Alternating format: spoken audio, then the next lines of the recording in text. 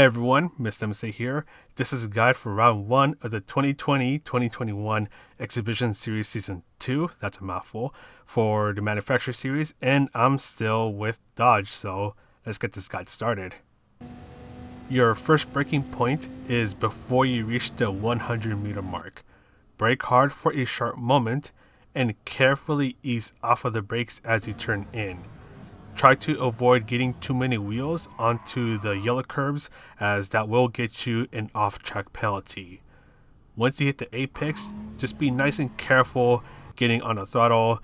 You just want to make sure that the car rotates just enough so you don't get too many wheels onto the yellow curbs.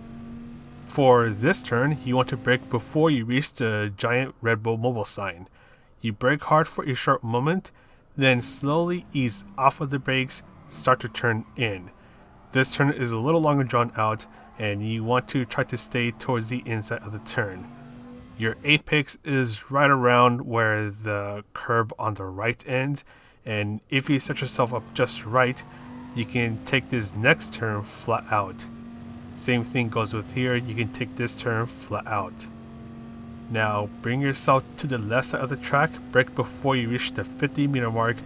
Brake hard for a very short moment, slowly ease off of the brakes, then brake before the red and white area on the left ends.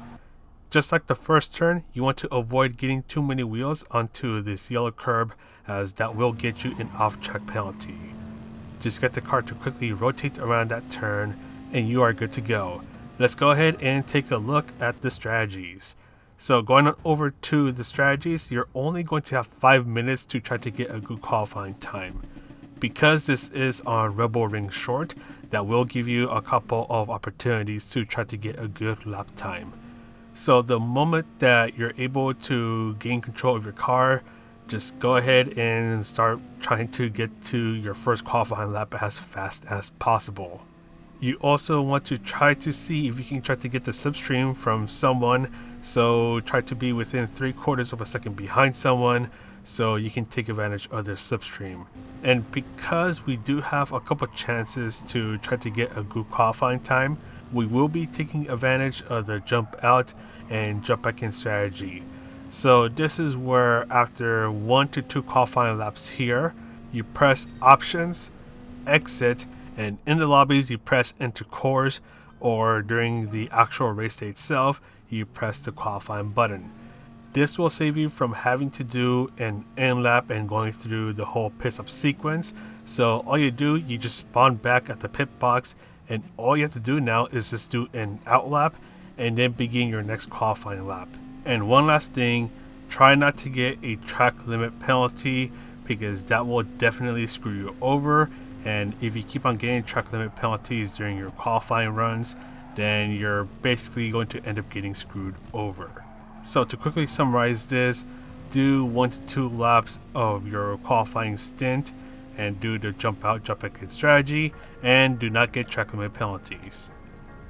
For this race, you have 23 laps to deal with on Red Bull Ring Short, and as I just said not too long ago, try not to get track limit penalties, because that will completely screw you over, especially if you keep on getting them throughout the entire race itself. I think most of the track limit penalties are half a second's worth of penalties, and you serve them around the end of the back straight. So right where second place is going through, that's where you serve the penalties. But either way, you want to try to avoid getting them, because that will really slow you down, especially if you keep on getting multiple track limit penalties, especially through the first turn. Now going on over to the pit strategies, luckily fuel is not an issue at all, and even though the fuel consumption rate is at ×4, you're on a short track, so you don't have to worry about it. As for the tires, and this is pretty much going to apply to pretty much the entire manufacturer exhibition season, tires are the enemy, because tire wear rates are pretty high. So for this specific race, your racing soft tires should last you anywhere between 10 and 13 laps. As for the racing medium tires, it's possible to do the entire race on a single set of medium tires, So if you're going for the no stop on the medium tires, you want to make sure that you take proper care of your tires so they don't wear out on you too fast. Don't forget that the racing medium tires are the only tires required for this race, so make sure you use them for at least one lap. And we'll quickly go over to the pit stop sequence. Don't forget that the pit stop is just after the second to last turn, so make sure you don't miss it like how I have multiple times already. So we'll go on over to the pit stop sequence. It does take a bit of a while to go on over to the pit box and get the tire changing process started. And because of that, and because of the somewhat long pit lane, you're going to end up losing around 10 seconds. In my scenario, I lost around 10.3 seconds. Also, depending on when you pit, be aware that you might be pitting out into traffic, so you want to be a little careful about that. Think about when you want to pit and if those around you have pitted already.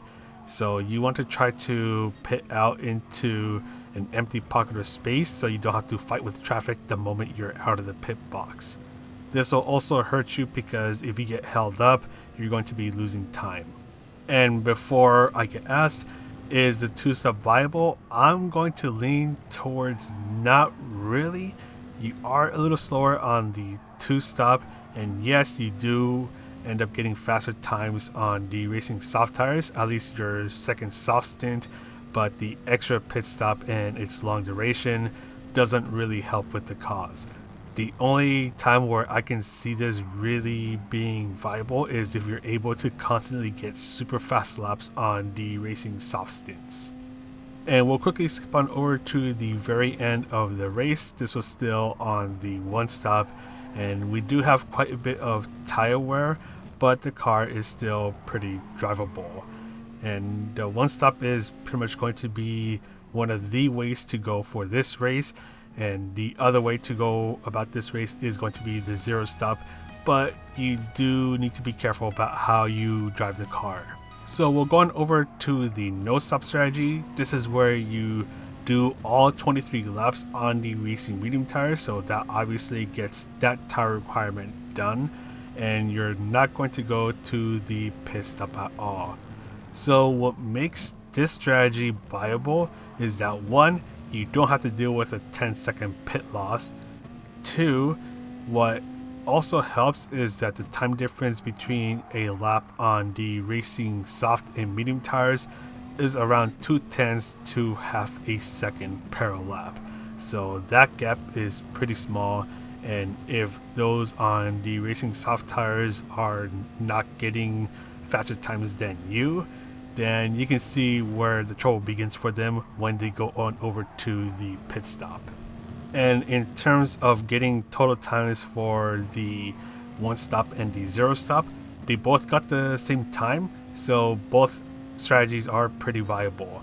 However, with the no stop, you do need to absolutely take the living heck out of care out of your tires. Hopefully that makes sense. You do not want to scrub the tires, especially through the first 2 turns, as it can be really easy to bring the steering lock onto your car and basically just scrub the tires away, make the tire wear a lot worse, especially on your left tires. And before you know it, you're going to have really bad tire wear to the point where it feels like the car doesn't have a steering wheel at all. So you want to really make sure that you're not getting that steering lock on your car as you go through these right turns, and just don't slide around. Try not to get dirty tires, and hopefully by just driving super carefully, you can get consistent times and be able to have your tires last the entire race.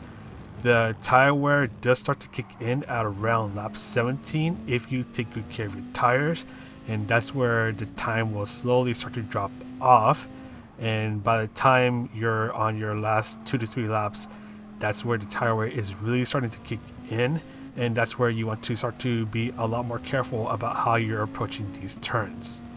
It will make you a bit of a sitting duck, so just try to be as careful as possible. And at that point, I would say to start defending, and hopefully you're able to keep your position until the very end of the race. You will need to nurse your tires for all 23 laps to make this strategy work. So if you or your car are not that good when it comes to handling tires and just trying to make the tire life last as long as possible, then you're going to be better off going with the one stop. So we'll skip on over to the very end of the race where the tire was really starting to kick in, but I was able to make the racing medium tires last the entire race. Once again, not an easy thing to do, but it is possible to pull it off.